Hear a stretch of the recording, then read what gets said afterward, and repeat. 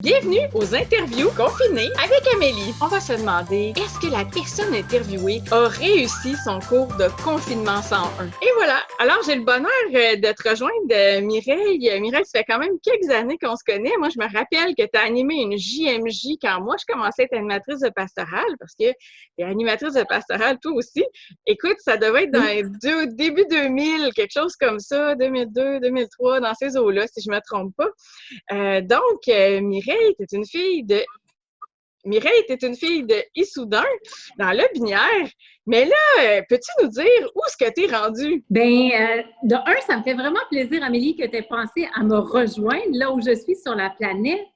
Moi, j'ai la chance, il y a 17 ans bientôt, d'avoir marié un Ivoirien qui a eu un contrat de 3 mois l'année passée et finalement, son contrat de 3 mois, c'est devenu une permanence.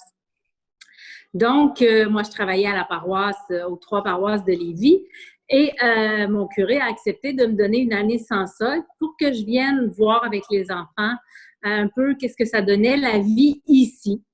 Donc, nous, on devait prendre l'avion pour quitter la Côte d'Ivoire le 18 mars 2020. Oh. Et imagine-toi qu'on n'est pas revenu. Oui, on j'imagine. est encore ici. Fait que vous êtes en Côte d'Ivoire. Quand est-ce que vous êtes arrivés en famille? On est arrivé fin septembre, là. Vraiment, okay. Les enfants ont commencé l'école au Québec, puis après ça, ils ont fait le transfert pour ici. OK. Ouais. Fait que là, depuis, je ne sais pas combien de temps, si vous vivez un confinement là-bas, j'oserais te demander, est-ce qu'après quelques semaines, as-tu comme passé haut la main ton cours de confinement 101 en Côte d'Ivoire? Alors, nous aussi, on est confinés et on est confinés d'une manière un peu différente de vous. Dans le sens où, au Québec, c'est le printemps, il y a de la neige, il fait froid, on a nos maisons. Hein? On reste au chaud. Nous, ici, il fait comme très chaud, comme toujours très, très chaud. Fait que le confinement, on cherche des points de froid, on cherche du vent. Donc, on cherche le côté social. Les gens se parlent énormément. Donc, c'est très, très, très chaleureux physiquement et aussi dans la société. Okay. C'est un confinement qui est très difficile. Nous, c'est l'état d'urgence, c'est l'état militaire, c'est le couvre-feu. Okay. Parce que c'est difficile pour les gens de comprendre qu'il faut avoir une distanciation sociale. Là. Je t'annonce qu'ici, ça ne marche pas dans la tête des gens là, parce que il y a quand même... Prenons juste la ville où moi j'habite, là, il y a 23 millions de population. Wow! Okay. Quand même. Et là-dessus, il y en a les 3/4, sinon plus que ça, qui vivent dans des cours communes. OK. Hein? Qu'est-ce que ça signifie? C'est des grosses résidences de l'Université Laval où les gens cuisinent ensemble et c'est leur mode de vie, c'est leur façon de faire. Mais tout ça, c'est en plein air. Fait que les confinements, puis rester loin les uns des autres, 2 mètres de distance, t'oublies ça, c'est quasiment pas possible. Là. Le lavage des mains régulier, etc. Là, Les masques, le lavage des mains, c'est partout, là. Okay. Tu peux pas rentrer nulle part, même au marché, là, pour aller acheter des tomates ou de la salade. Tu te laves les mains 2, puis 3, puis 4 fois même, là. Okay. Ça, il y avait eu Ebola en 2015, puis ils ont gardé les seaux d'eau un peu partout. Okay. Ce qui est vraiment plus difficile, c'est la distanciation sociale parce que c'est extrêmement difficile. OK. Ouais. Puis, dans toute cette situation-là, est-ce que tu as trouvé des moyens de contribuer au bonheur des gens qui t'entourent, d'être un rayon de soleil? Je sais pas, est-ce que tu as un métier là-bas? Ici, tu es animatrice de pastorale. Qu'est-ce que tu fais comme emploi? Voilà. Bien, tu sais, nous, on partait le 18 mars. Là. Nous, on rentrait au Québec. Moi, je retournais terminer mes catéchèses avec mes jeunes de la confirmation qui me manquent énormément. Je retrouvais mon équipe. Donc, oui, j'ai fait du bénévolat quand je suis arrivée. J'ai travaillé dans une petite école française. J'ai donné des cours à l'université américaine. Tu sais, je me suis impliquée dans la communauté. Mais du moment où il y a eu le confinement, tout le monde s'est mis un peu à rester chez eux, surtout, les expatriés. C'est un peu plus difficile. Mais, tu sais, quand ils font les points de presse ici, là, ce qui est vraiment dur à vivre, c'est pas le nombre de cas ou de décès, c'est tous ces gens qui meurent de faim. Tous ces gens qui sont retrouvés dans les rues par l'armée toutes les nuits. Il y a beaucoup à faire à ce niveau-là.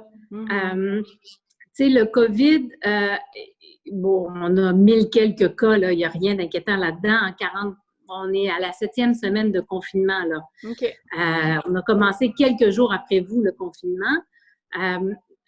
Donc, ce qui est vraiment difficile, c'est de voir la souffrance qu'on voyait à tous les jours, mais qui est juste exposant 1000 parce que, par exemple, OK, les gens qui sont déjà là en Afrique ou en Amérique du Sud, tu as des personnes qui vendent des Kleenex dans le milieu de la rue, tu as des gens qui vont vendre des oreillers.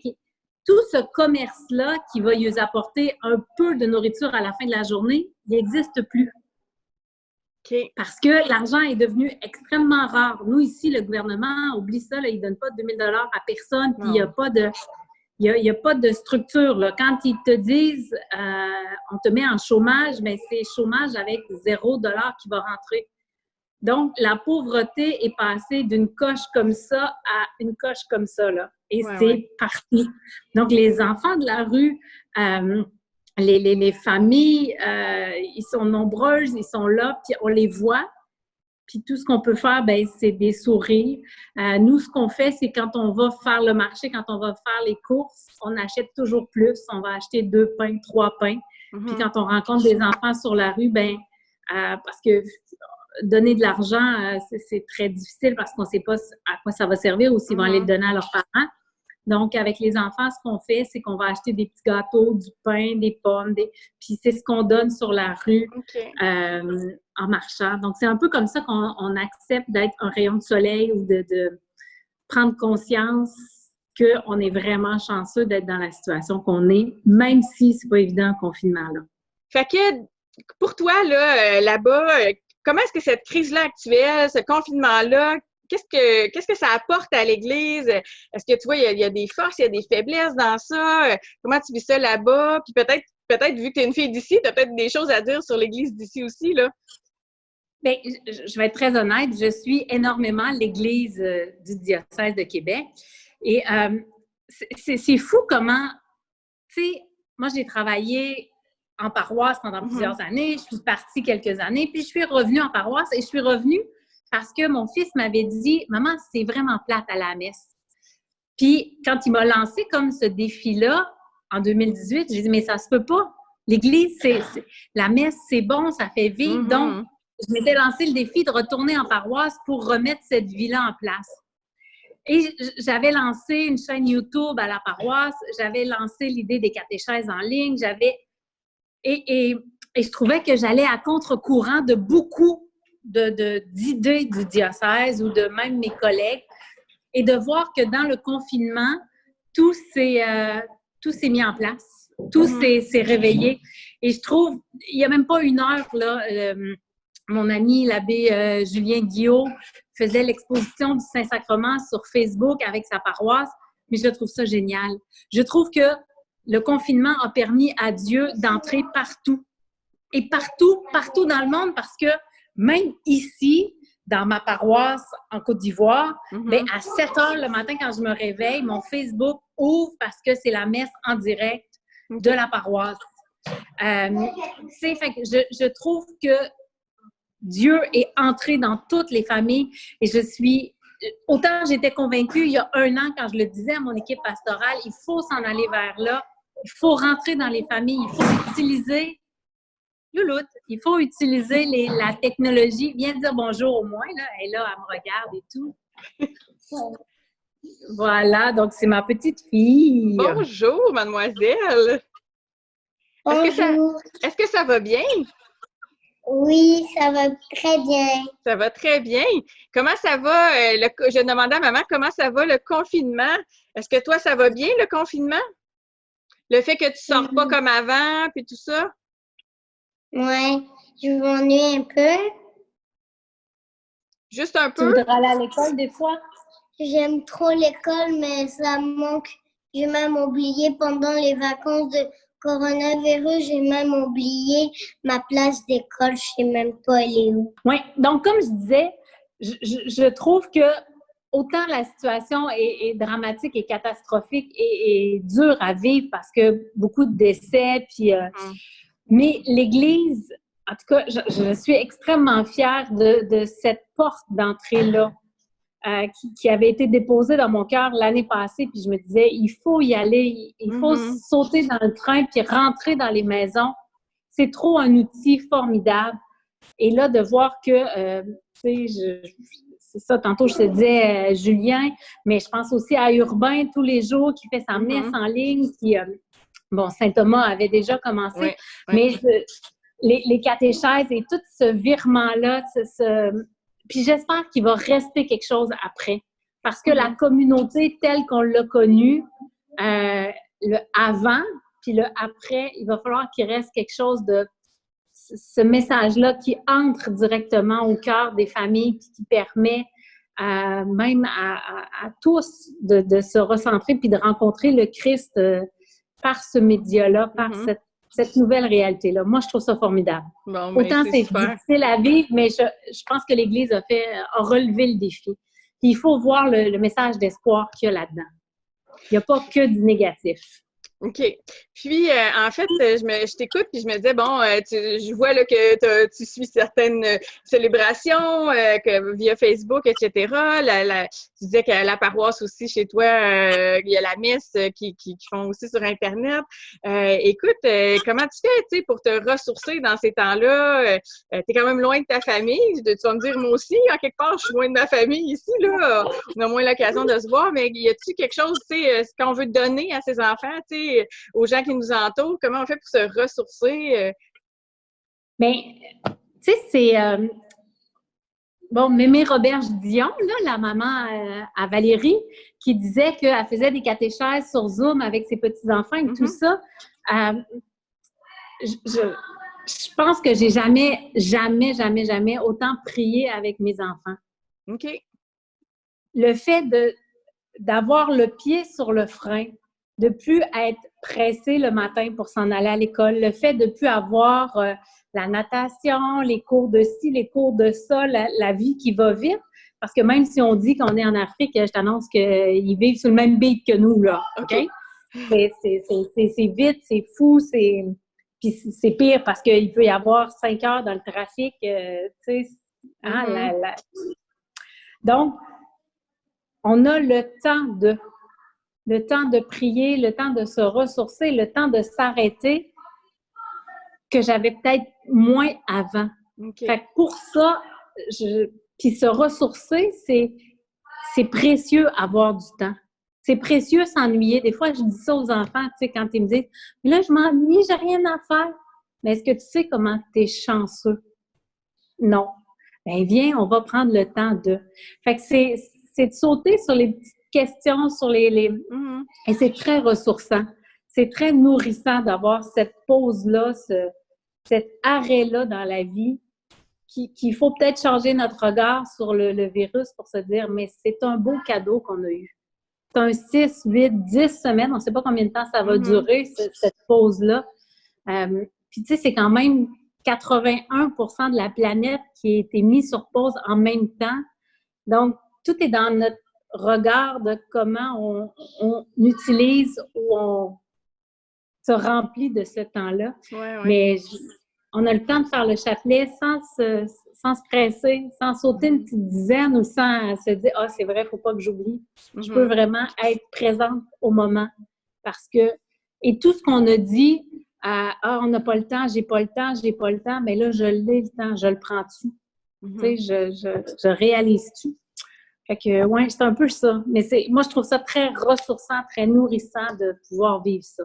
OK. Puis, si tu te dis, bon, mais dans quelques mois, on n'est pas devin personne, on ne peut pas deviner, mais qu'est-ce qui devrait rester, selon toi, comme prise de conscience, peut-être comme nouveauté dans nos communautés chrétiennes, dans notre société, dans notre vie de famille? Dans notre vie de famille, en tout cas, la première des choses, j'espère qu'il va rester du temps. J'espère qu'on va pas reprendre notre vie à un rythme de fou comme on l'avait. Mhm. J'espère que les magasins fermés le dimanche, parce qu'ici aussi, tout est fermé les dimanches.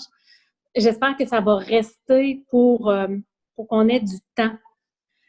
J'espère que l'Église ne mettra pas sur pause toute son utilisation de la technologie, que la couronne de vie n'arrête pas.